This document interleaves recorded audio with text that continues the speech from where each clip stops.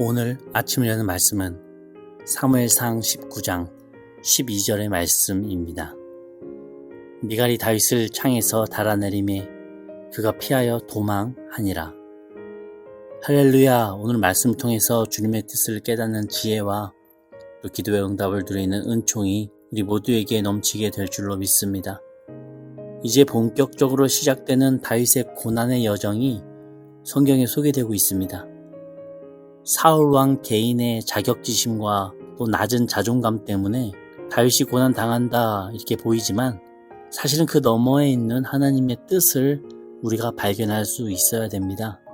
많이 들어보셨을 겁니다. 사울왕이 다윗에게 창을 던지고 암살자를 보내고 계속해서 죽이려고 하는 그 사건이 앞으로 쭉 소개됩니다.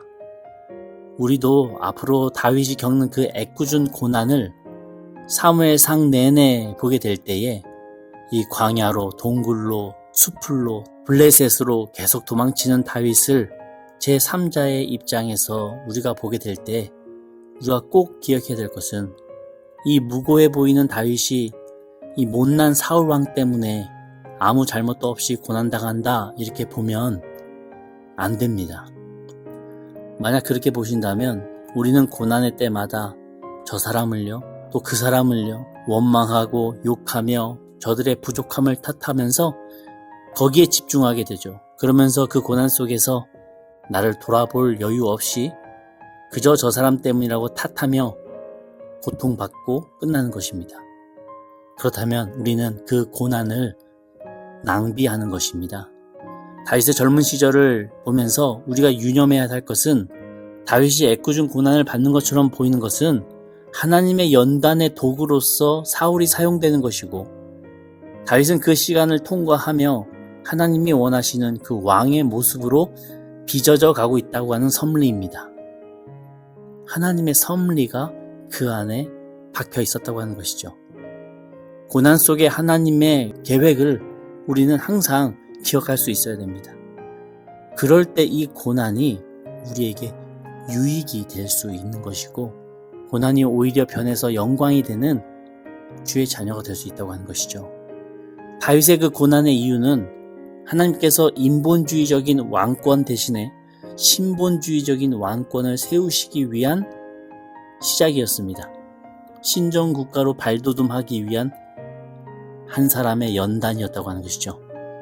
그러니 혹 내 삶에도 힘든 고난이 다가올 때에 저 사람의 자격지심 때문에 내가 이렇게 고통을 받지. 저 사람의 능력 부족 때문에 애꿎은 내가 이렇게 피해를 받지 라고 생각해서는 안 됩니다. 내 삶에 하나님께서 개입하셔서 어떤 이유가 되셨든 지금 나를 빚으시고 주님의 준비되는 자녀로 원하시기에 이러한 힘든 과정을 나로 하여금 겪게 하시니 그런 주님의 연단을 우리가 받아들이며 한 스텝 한 스텝 걸어 나가자고 하는 것입니다.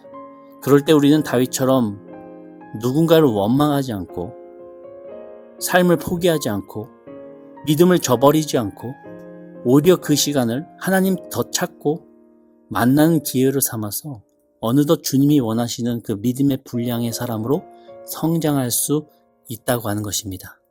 그러니 고난 중에서도 내 삶에 개입하고 계시는 그 하나님의 섭리를 꼭 기억하시면서 그 고난의 길을 주님 약속 붙잡고 나아가시는 저와 우리 성도님들 다 되시기를 간절히 소망합니다.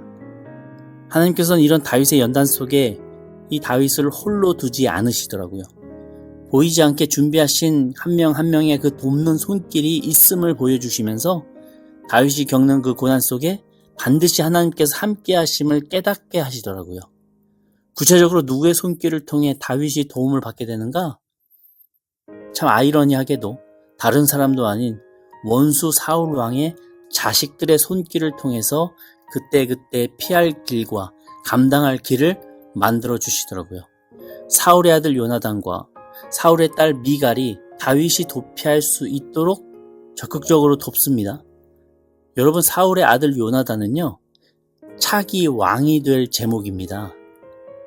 가장 다윗을 제거하기 위해서 애써야 할, 경쟁해야 될 사람이 바로 이 요나단인데 이 요나단이 오히려 다윗을 자신의 형제처럼 여기고 다윗에게 차기 왕의 자리를 내어줄 정도로 요나단이 다윗에게 헌신적이었던 그 이유가 뭘까요?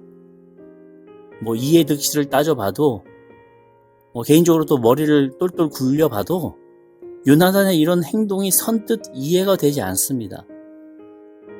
좀 레디컬한 신학자들은 요나단이 너무 여성적이라서 그랬다라고 억측하는 학자들도 있고요. 요나단이 너무나도 자존감이 낮아서 그랬다라고 하는 학자들도 있습니다. 그러나 전통적인 해석은 요나단은 이미 하나님의 뜻이 무엇이었는지 일찌감치 알았기 때문에 하나님의 계획대로 신정국가를 만들기 위해 결국 다윗이 왕이 되기 위하여 처음부터 주님께 순종했었던 사람이었다라고 해석하는 게 일반적입니다. 어떤 이유가 되었든지 간에 요나단은 다윗을 정성껏 돌보아서 아낌없이 다윗이 죽지 않도록 또 도망칠 수 있도록 도와줍니다. 또 다윗을 돕는 손길 중에 한 명은 미갈이었습니다. 미갈은 사울 왕의 둘째 딸이에요. 사울은 이 딸 미갈이 다윗을 사모함을 알고 그 마음을 이용해서 다윗에게 블레셋 사람의 표피를 100개 가져오면 미갈과 결혼시켜 주겠다고 합니다.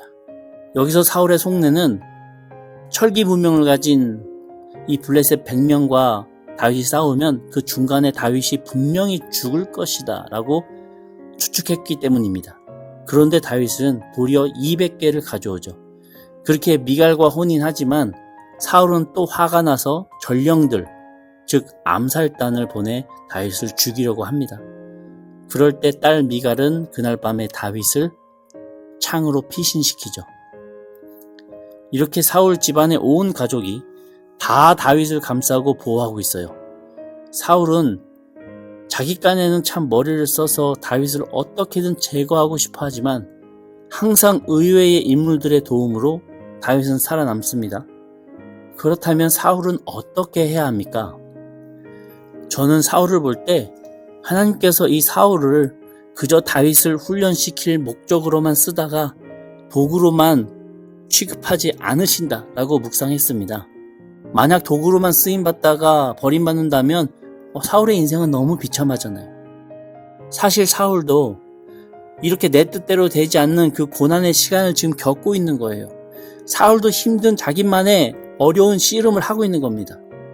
내 계획과 내 뜻대로 되지 않는 그 현실 앞에서 자기 자신을 돌이켜 주님께 묻고 회개할 수 있는, 무릎 꿇을 수 있는 그 기회를 계속해서 주님께서 주고 계심을 깨닫게 됩니다. 뭔가 계속 안 되고 막히면 눈을 돌려서 날 돌아볼 수 있어야죠. 하나님께 물어볼 수 있어야죠.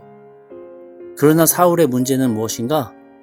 인생의 어려움이 터질 때, 내 뜻대로 되지 않을 때 끊임없이 외부의 타인에게만 그 문제의 원인을 찾다가 결국 내부의 자기 자신을 돌아보지 못하더라라고 하는 것입니다. 나로부터 문제의 원인을 찾길 싫어하는 사람의 특징이 무엇인지 아십니까? 정말 외롭습니다. 왜냐하면 항상 남 탓을 하거든요. 그렇게 남 탓하는 사람 곁에는요, 친구가 없습니다. 내가 진짜 어렵고 힘들 때 날 위해서 조언해줄 사람이나 날 위해서 함께 고민해줄 사람이 없어요. 왜냐하면 괜히 옆에 있었다가 자칫 잘못하면은 이젠 그 사람이 나를 원망하기 때문이고 내 탓으로 돌리기 때문이죠. 그렇게 참 매력 없는 사람이 이 남 탓하는 사람, 남에게로부터 원인을 찾는 사람이더라고요. 실제로 정말 사울이 어려운 시기에 사울 주변에는요, 아무도 남아있지 않았습니다. 사울은 홀로였어요. 얼마나 외롭겠습니까? 또 얼마나 공허하겠습니까? 그렇게 사울은 죽기 직전까지도 주변에 아무도 없으니 결국 우상을 의지하며 신접했다고 하는 그 여인에게 점을 치러 가고 결국 전쟁에서 죽습니다. 주님은 어렵고 힘든 문제 앞에서 내 자신을 돌아보며 주님을 찾기를 바라세요. 내 부족함을 인정하고 내 연약함을 직시하면서 예 주님, 주님께서 함께 해주셔야만 합니다. 이렇게 고백하는 자녀. 예 주님, 주님만이 나의 힘 되십니다. 주님께서 역사하여 주시옵소서. 이렇게 고백하며 이 모든 일 뒤에는 하나님의 섭리하심이 있음을 믿는 주의 자녀를 기다린다고 하는 것이죠. 그럴 때 우리도 그 고난의 시간을 낭비하지 않고 그 고난이 변하여 오히려 영광이 되는 것입니다. 그 이후에 하나님은 우리가 상상치도 못했던 주님의 방법으로 돕는 이들을 붙여주시고 피할 길과 감당할 길을 내어주시는 그 주님의 역사를 경험하는 우리가 될 것입니다. 오늘 이 다윗의 말씀을 통하여 우리 삶 속에 어렵고 힘든 고난 속에는 항상 주님의 섭리하심과 분명한 주님의 뜻하심이 있음을 기억하며 그 고난의 시간을 주님과 동행하고 주님의 손 붙잡고 걸어가시는 저와 우리 성도님들 다 되시기를 주님의 이름으로 간절히 축원합니다. 아멘. 우리 함께 기도하겠습니다.